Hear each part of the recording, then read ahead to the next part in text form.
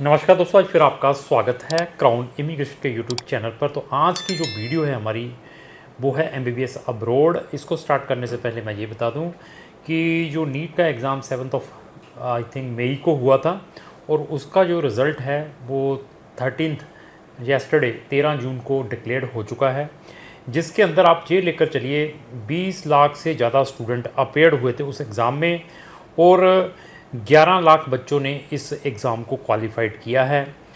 तो उसके अंदर जो ऑल इंडिया रैंकिंग में जो नंबर 5, 6, 7 नंबर पर लड़कियां ही आई हैं, पहले नंबर, दूसरे, तीसरे, ऐसे हम देखते हैं। तो एक लड़के ने इसमें से 720 से 720 मार्क्स भी लिए हैं।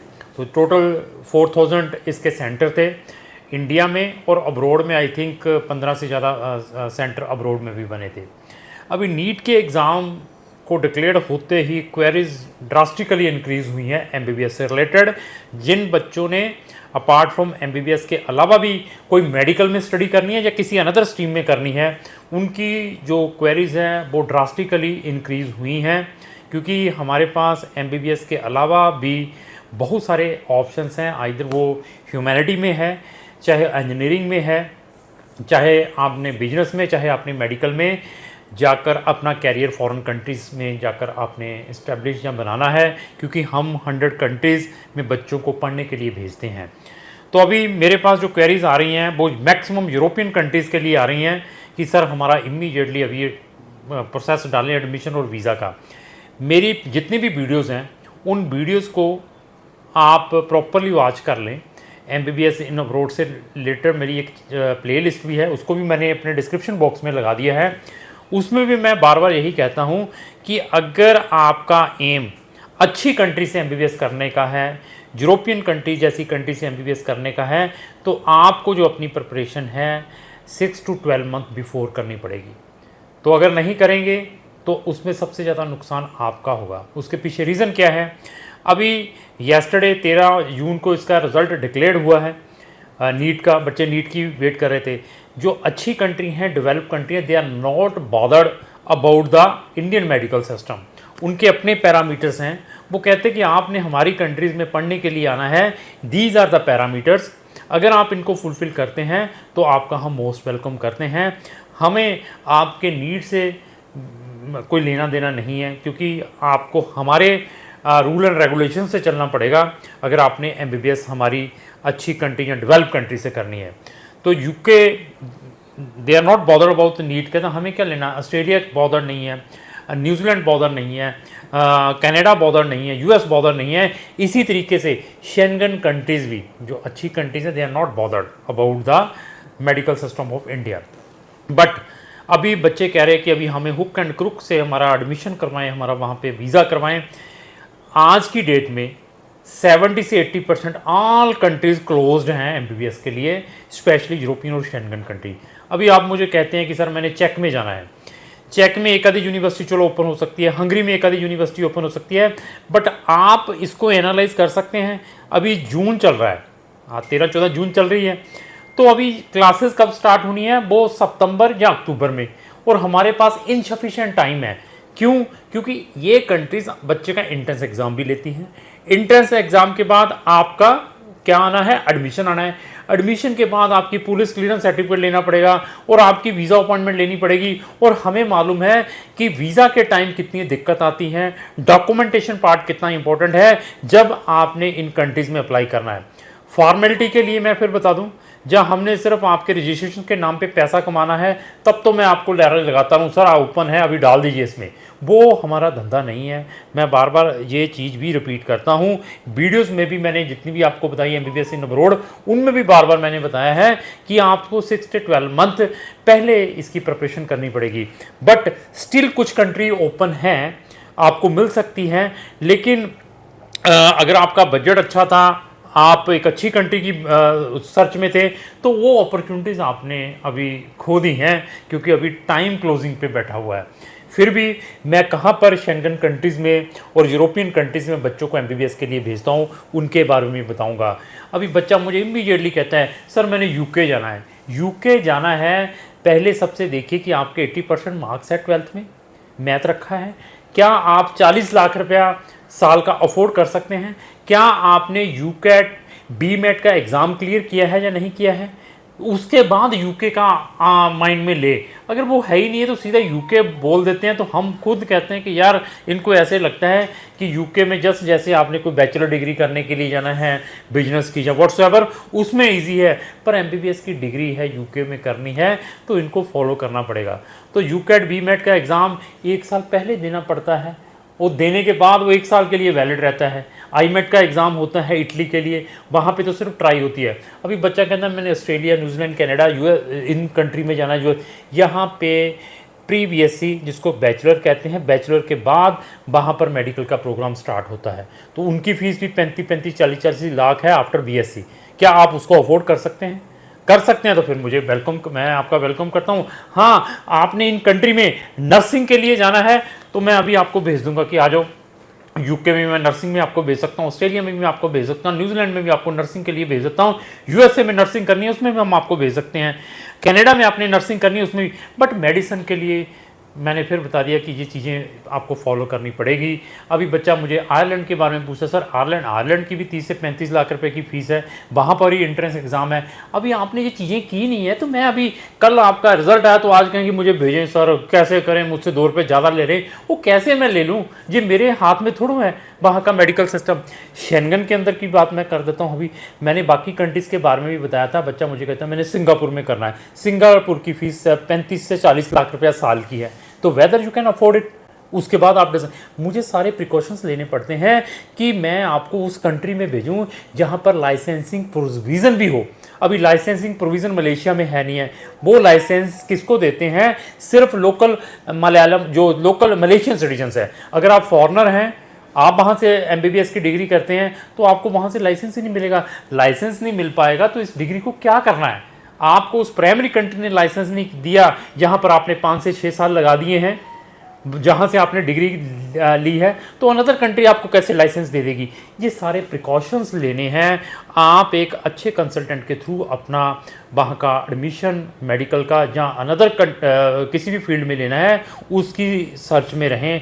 इंस्टेड ऑफ प्रमोशंस कि मेरा 50 बच्चे रशिया में जा रहे हैं, तो दूसरी कंट्रीज़ के बारे में मैं डिस्कस करता हूँ जो छोटी छोटी कंट्री है। वो कौन सी है? Armenia, Georgia, Azerbaijan, Kyrgyzstan, Uzbekistan, Kazakhstan हो गया। आपने रशिया जाना है, यूक्रेन में भी अभी भी बच्चे चुने, मैंने यूक्रेन में जाना है। ऐसी कंट्रीज़ में अगर आपने चाइना में जाना है, फिलीपीन, उसको अवॉइड करता हूँ मैं, छोड़ दीजिए। उनमें जाना है तो उनके लिए जब मर्जी आए हमारे पास, कोई बात नहीं, बहुत सारा अंडरस्टैंडिंग, क्योंकि उनकी जो यूनिवर्सिटीज़ हैं they are depending totally on the market of Indian student medical के, उनकी मार्केट है। But another developed countries they are not bothered. वो कहते हैं कि हमें तो ये क्रीम चाहिए, क्रीम स्टूडेंट है और क्रीम ही हम डिग्री प्रोवाइड करते हैं, ये हमारा प्रोसीजर है। तो उनमें भी आपने जाना है। मैं इनमें भी आपको बेटर कंट्री सजेस्ट कर सकता हूँ कि आपको मैं इनमें भी कहाँ पर भेजूँ।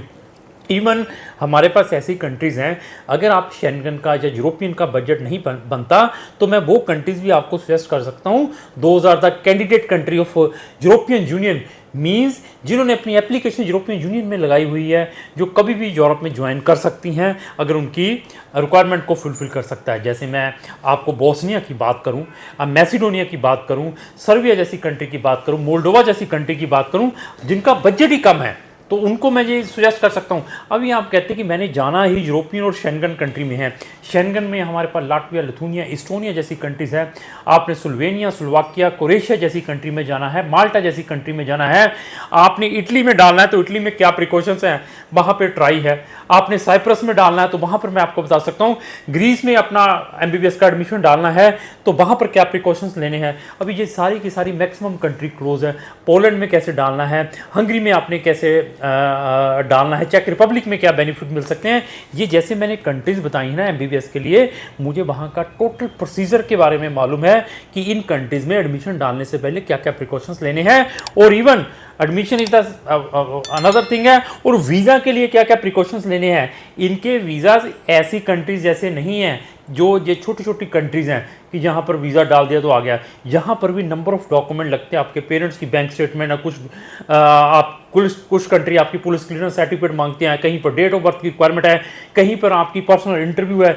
We need to prepare the students depend on the country.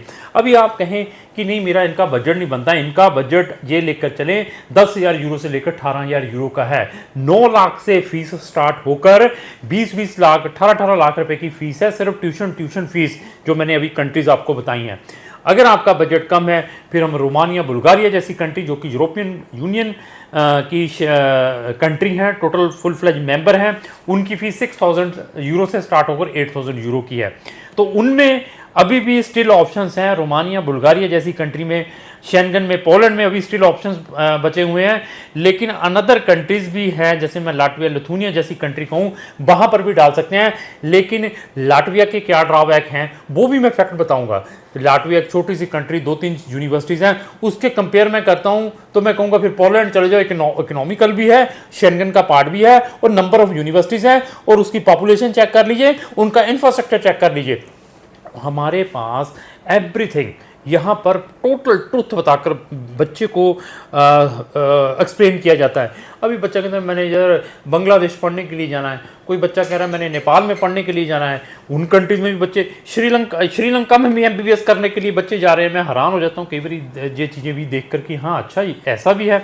देखिए, मेडिकल की डिग्री लेनी है तो आप सबसे पहले ये सोचिए कि ये कंट्री जो हमें कुछ सजेस्ट कर रहा है उसका अपना क्या स्टैंडर्ड है, उस कंट्री के पासपोर्ट की रैंकिंग क्या है, उसकी GDP क्या है, उनका मेडिकल कहाँ पे स्टैंड करता है, और वो कंट्री कौन से कंटिनेंट के अंदर है, और वहाँ के लाइसेंसिंग प्रोसीजर क्या है, ट्यूशन फीसेस देखें, आफ्टर MBBS क्या अपॉर्चुनिटीज़ हैं, क्या मैं वहाँ पर MBBS करता हूँ तो कोई सेटलमेंट की पॉलिसी है, क्या मैं उन कंट्रीज़ में अपने पेरेंट्स को अकम्पनी कर सकता हूँ, जब मेरे पेरेंट्स उन कंट्री में सेटल हो सकते हैं, कल मेरी मैरिज होती है तो क्या मेरी स्पाउस भी वहाँ पर जा सकती है, आफ्टर MBBS PG के क्या ऑप्शंस हैं, वहाँ की सैलरीज वेजेस क्या है, ये सारी चीज़ें चेक करें, उसके बाद डिसीजन लें। और हमारी जितनी भी वीडियोस हैं उनको भी चेक करें, उनको भी वॉच करें, उसके बाद डिसीजन लें कि आपने अपना काम किस कंसल्टेंट के थ्रू अप्लाई करवाना है, किसके थ्रू एडमिशन, किसके थ्रू आपने वहाँ पर अपना वीज़ा प्रोसेस कराना है।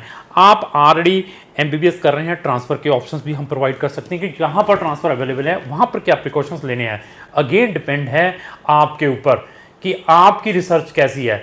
अगर आपकी रिसर्च अच्छी नहीं है, कोई आपसे चीट कर लेता है, तो उसमें सबसे बिग फॉल्ट आपका अपना है। क्यों? क्योंकि आप सिर्फ उसी के ये मोटिवेशंस में आए हैं। 50 स्टूडेंट जा रहे हैं, इंडियन फूड मिलेगा, 6 साल की सर्विस देंगे, USMLE की हम प्रिपरेशन करवाएंगे, FMG की हमारी परसेंटेज ये है, तो उस मोटिवेशन में ईजीली आकर आप ट्रैप हो जाते हैं। तो आज वो एजेंट्स बताएं कहाँ हैं जिन्होंने बच्चों को 5-5, 6-6 साल की सर्विसेज देकर यूक्रेन जैसी कंट्री में भी भेजा था, वहाँ पर लड़ाई लग गई।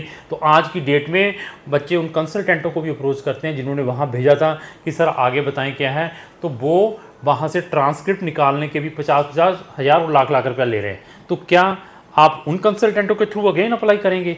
एटलीस्ट अवेयर हो जाएं। जब तक आप अवेयरनेस नहीं होगी इस मार्केट में यही चलता रहेगा।